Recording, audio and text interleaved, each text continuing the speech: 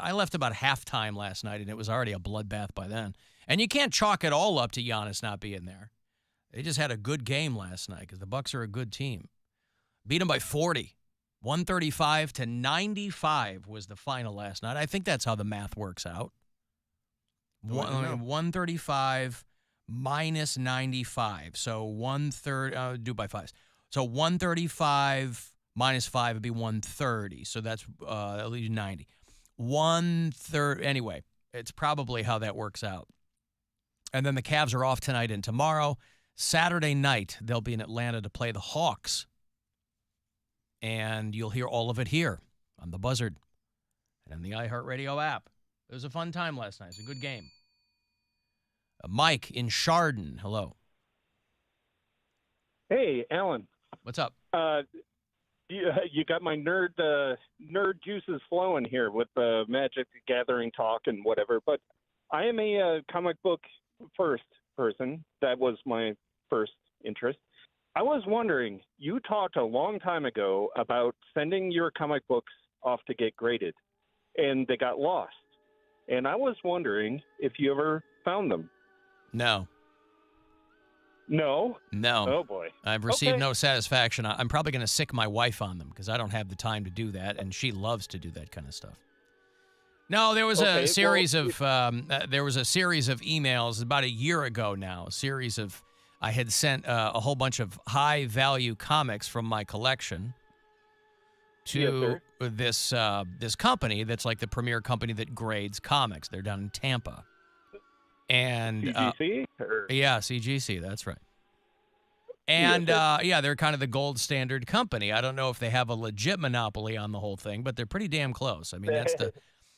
And, I sent about a baker's dozen down there, and I didn't hear anything other than an initial confirmation that they got them, and then they were kind of pushing me off because a hurricane had just gone through Florida, and so he's like, oh, give us some time. It's a mess down here, blah, blah, blah. And I was going back and forth, and the last correspondence I had with them. Okay, thank you, Mike. Mike's ready to move on. He's going to go out and find them. The last correspondence I had with that company was them basically telling me, hey, sorry, we can't find them. And I'm like, okay, well, I need something more than that. So, and then I was like, well, I don't know if can I sue these guys? Can I take them to small claims court? I got a couple of leads on that. I contacted a couple of attorneys in this area. Nobody returned my messages on that. So I'm kind of very much in limbo on that whole thing. So it's kind of like I really don't want to just let it go because my comic books are somewhere there. But all I have to show for it is an initial email that they sent me saying, we got your shipment. I mean, what do? You're not going to get anybody on the phone. That's why they designate some representative to just email you back and forth. And, so if they ask you for information that you don't have, because at one point this woman that they had assigned to me was like, well, I'm going to need to know the individual value of the items. And I said, that's why I sent them to you, to get graded. How do I know what they are? I can estimate, but I can't. That's why I sent them to you guys. And how is me? It just felt like she was dragging it out for no reason. If it was going to culminate in her, it was like she was buying herself time. I'm like, how is ascertaining the individual value of the items going to help you find them? It's not. Gonna make them care more to find them. It won't make them care more. They don't get money. They get a flat fee for grading your comic books. They're gonna look for them and steal them and then lie. But what's the point in that? I mean, their professional reputation is on. And again, I couldn't prove that anyway. So, yeah, I fully believe they got lost, but I'm like, guys, they're somewhere in your warehouse. Please find them.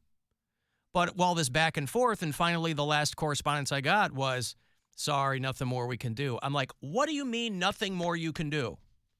Because I guarantee there's nothing more I can do, but I bet there's something you can do. So Gwen's like champing at the bit. She's like, sick me on him. Well, I mean, she's got a life too. I mean, she's doing other stuff, but I'm like, I really don't. It's not like I have reams of documents. I have an initial email from these people confirming that they got my shipment. That's all I've got to go on, and that ain't much. So I don't know. You know, we're going to be in Florida for spring break. Set the place on fire. In April. Well, we're going to be more in the Orlando area, and this place is in Tampa. So I'm like, maybe I'll take a day, and I'll go bang on their door. But again, what's that going to do? They going to sick security on me? So, yeah, I don't know. But it's weird. A couple of people have messaged me in the past few days going, hey, did anything come from that? And I've told this story before. So, no, nothing came from that. And it's pretty much been a year since that whole debacle. And I certainly had an intent. I was very excited to get those comics graded. And they were really giving me the runaround. And I guess they just got tired of doing that because it ended with her going, man, unless we have more information. I'm like, what more information? You either have them or you don't. Here's the confirmation number you sent me. Track this number down. Well, what? So really, like what? I don't know what you do, you know? And people deal with these kinds of situations all the time, whether it's with an airline, whether it's with, you know, pick a sector of the American economy and you're going to have, you know, somebody's got problems with them. And, you know, this is kind of a measly issue, too. But it was a big deal to me because this was a collection I'd had since I was, 10 years old. And I sold the bulk of it to an individual, but I kept most of the high-value stuff for myself because I want to have them graded and sell them and whatever. Again, even if you do have things graded, they're only worth what somebody will pay for them. So, you can have a mint condition something, and if nobody wants it, it's going to sit on a shelf in your house till the day you die. Tell me about it. So it's not something that these things don't have an inherent store of value. They're like crypto. Tell you about what? It could be in mint condition, but if no one wants it, it's just going to sit on a shelf. That's me. Are you implying that you're in mint condition? You are not in mint condition. Definitely some boxing on the edges of this You're one. fine to very fine at best. I think I look the best I've ever looked now. Like, well, that's good. Even in college, I mean, you're mint condition. Yeah, that's restored, buddy. Well, whatever. You're refurbished. Well, yeah. Even if you... I won't even disagree. I think you look great. Tell us all about it. If you renovate a house, that house goes up. It doesn't matter that it was built in 40 years earlier. If you put an addition onto the house, it's going to go for more. But it does, yes, but it does matter when the house was built. Yes, but that's not the only thing. And also, you need to see the insides and stuff like that. You gotta make sure the wiring's all good, which we know that's not good. Do not let anybody the see your plumbing's insides. all whack. Yep. My foundation good, though. Little creaks here and there, but it's still good. That's all right. And you're worried you're going to sit on a shelf. And collect dust. Mm-hmm. All this good loving going to waste because y'all want to play games. You play more games than anybody. Yeah, well, is somebody currently playing games with you? No. I'm single, but... Yeah. So, But no one's playing games with your heart? No, because I don't got time for that. I don't play games Well, then what are you anymore. complaining about? You said all this good loving going to waste because people want to play games. Because if you don't have time, then it's a moot point. Because they used to, and as soon as I see the BS, I'm like, ain't got time for this. Like, move on. I move on. That's all. Like, they try to play games, but when they start, with the BS or, I'm not looking for anything serious. I just want to, how do you feel about open relationship or monogamy? Or I'm like, nope, I'm not doing this. Don't these, are you talking about? Offering that and you don't want it? No, Isn't I that don't the want dream? That. Then you don't have to cheat respectfully because it's all above board. No, but that takes the fun out of everything. Oh, you want to cheat? No.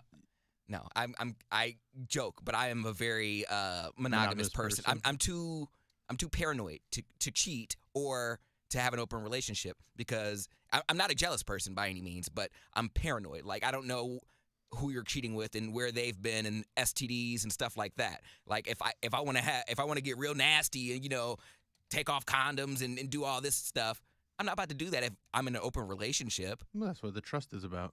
I don't trust people. That's the problem. I don't trust people. I'm not jealous, but I don't trust. This is why you're not in mint condition. Maybe you should learn to trust. Maybe people should not break my trust, and that I can learn to trust. You mistrust people until they give you a reason to trust them. I feel like I mean, that's a way to do it. Other people do it the other way, the but opposite. that's how you do it. you have. I don't think I come in trusting people. I think you have to earn my trust, and then, I'll just take one step here. Okay, you pass that test. One step here, you pass that test. I don't want to make. Listen, I'm no prize. There's no point in making people feel like you're putting them through the paces so that they can get what, you or Yes. me or me. Come on. Why would I not think of myself as a prize? Why would I'm desirable? I'm a catch. So if but what I'm saying is that people are going to tire very quickly of jumping through a lot of hoops. That's why people tire very quickly, where people just give it all away right away. Nobody gets tired of that. Yes, they do. Nobody gets tired of somebody who gives it away right away. That never gets old. That never goes out of style. I don't know Ever. about that. Well, whatever. What I'm saying is, Mary's a person who trusts until she has a Immediately. reason not to. Well, and I feel like that's why I have multiple best friends. I'm someone who is very open and bring it in. I love you. Let's hang out. Or if it's romantic or whatever. And then once you give me a reason not to trust you, I'm pretty solid about cutting it off and being like, okay, well, now I know this isn't a person I can trust. I'll be cordial around you, but we're not friends. We're not hanging out. We're not dating, whatever it might be. Yeah. Well, there you go. But you do have people in your life that have misstepped, and you've gone through a process of healing, right? Yeah, definitely. Yeah. If it's worth it. Right, and like that's what. family members, sure. But or relationships, if it's worth it. I'm saying yes. specifically relationships. Friends, that's a totally different category, because I'm not sleeping with you. I'm not. I can have friends for Bad different friend. purposes. No, I'm saying I can have friends for different purposes. You are my go-out friend. If I want to go out, I know who to call. You are my trustworthy confidant friend. I can talk to you about anything. You're my, you have the best house. So if I ever need to stay somewhere, you got the best setup. You got the Best TV. house You got the heat. You got air conditioner. You got an extra bed for me. Friends for every occasion. So I know you can compartmentalize people. I'm talking about specifically relationships. Yeah, I mean, I guess how big is it that the trust is broken? Is it worth working back from? Is it, you know what I mean? You can do that, yeah. But I'm going to trust you up front. I'm going to hang out and everything's going to be amazing until you start showing me why it isn't. No, hell no. No, hell no. I'm a vault. Yeah, well, You can't crack me open. You know my combination. good luck with all that. Really seems to be working for you doing it that way. I don't care. I'll just collect dust, but you can just blow that off. And That's then just I'm going to make you perfect. ashy. Don't do that. You can just blow it, and then I come to life. I'm back like I was before. You just got to wipe off a little dust. All right. I've got money here for you. It is $1,000. It's a chance for you to grab this money from the Buzzard Bookie. I hope you win. Good luck. This is your chance to bet with the Buzzard Bookie and win $1,000 now. Enter this nationwide keyword at WMMS.com. Cash. That's cash. Enter it now at WMMS.com. This is out near East Palestine. Remember East Palestine? For that truck derailed. Train. Yeah, derailed. This is out in Columbiana County, where they found a guy dead in his trailer, and the son called the cops. And he goes, oh, by the way, you're also going to find my mom's body in the trailer. And she's been dead for 6 years. Wow. Excuse me? On December 31st, just last year, Robert Ray of Columbiana County passed away. His son called the sheriff's office to report that his father's body was located in the bedroom and that he'd had a stroke 3 days prior, but never sought medical attention due to his religion. After 2 days, Ray's son went back to police to tell them his mother, Peggy Ray, had also died 6 years ago, and that her body was being kept in this camper on the property. I've been doing this for almost 34 years and never seen anything like it. Sheriff McLaughlin telling me when they found the body in that camper, it was surrounded by herbs, wrapped up in a blanket, and unusually well preserved. I have never seen a body that has been gone that long and still that intact. We've had bodies that have been gone for much, much less time and had next to nothing left. Ray had been living in the camper with his deceased wife. According to the report, it was a religious practice, and Peggy and Robert were devout Quakers that wanted to be buried at the same time. Officers do not suspect foul play, but because the son knew his mother had been deceased all this time, an investigation is ongoing about possible charges. Imagine if they come to you, the surviving kid, and they go, yeah, we got to charge you with something. Hey, my dad's dead, and FYI, now don't freak out. I'm gonna tell you up front. Now don't freak out. I'm being honest. They're not in the house. Okay, real talk. They're in a trailer behind the house. My mom's in there too. Oh, is she taking care of him? No, she's been dead for 6 years. Boy, religion's a wild thing, isn't it? Because Quakers, if you ever know a Quaker, it's a very old religion, but it's also, for its time, was kind of progressive. Like they were one of the only religions that would openly be against slavery, when basically every other religion's all for it. And they don't drink, and they, were like Quaker colleges in the mid-19th century were already teaching evolution, and they recognized women as clergy and all this stuff. The Quakers started the Underground Railroad in Michigan. But this guy still, he didn't, want to get buried before his wife? I don't know. It's strange. And what are the herbs? They said she was... Rosemary. Huh? Obviously. Thyme, rosemary. But do those preserve a body? No, it's for the Christmas. I know they love oats. And the seasoning. Those Quakers. But is rosemary... Oh, you mean the smell, not the preserve. I was making a joke if they were going to eat her. Oh. But it doesn't matter. Well, after 6... Well, what was taking them so long? 6 years. Yeah, I mean, dry aging doesn't take that. You don't got Nope. 6 years. Beef jerky lady. Wonder what they were using. Like 6 year. Just mad about saffron. Maybe that's what they were using. There's like 6 year dry aged steaks and stuff, isn't there? Yes, I don't know if there's 6 year dry aged wives. Well, you got a butt steak. Maybe oregano or cloves or something, Garlic. Maybe. Is garlic an Cinnamon. herb? Cinnamon, that might smell good. I wonder if it smelled festive, because again, this was in a trailer in the back. So I don't know if the guy lived in the house or lived in the trailer. I mean, the wife's body was in the trailer, I think. But that's pretty wild. Sorry, I meant to hit my button. I was literally reaching for my button and the cough came out. Gesundheit. Sorry. It's all right. It's a very specific technique, but there are dry age steaks that are dry aged for 15 years. 15 yeah, that's why they're years. expensive. They're like $250 for that cut of meat. Like normally it's like 150 to 100 days, or 28 to 50 days, but it can go as long as 100 days. But there's a expensive style that keeps cold air blasting through the room at 75 miles per hour, and you can do a 15-year aged steak, or they call it the Matt Gates. So your contention is that he was preparing to eat his wife. I don't know if that's part of the Quaker religion. But I guess if they're going to charge the kid with something, maybe they'll charge him with a culinary infraction. That'd be pretty wild. But anyway, as if the people of East Palestine haven't had their share of problems over the past year or so, now all this mishigas out there with this guy and his dead wife. But now the son's got to contend with both of them. But I just love imagining that first interaction with the cops when you call and you go, hey, my dad's dead. I need a thing out here. And by the way, also, wouldn't you want, and this is the other thing too, is that I don't know if the kid is also a Quaker, but he certainly at least must have been sympathetic to what his dad wanted to do with his own mother. Now, son, I'm not going to bury your mom.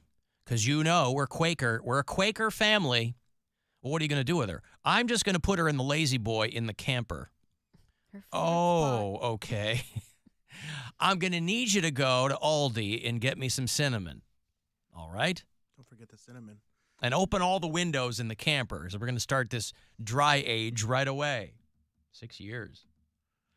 I got a break. If you want to send me a text for something, 35192. You can watch live at AlanCoxShow.com. Comedian Sean Patton's going to be here a little bit later on. He's doing tonight and tomorrow night at Hilarities, so we'll catch up with him, and we'll be back after these.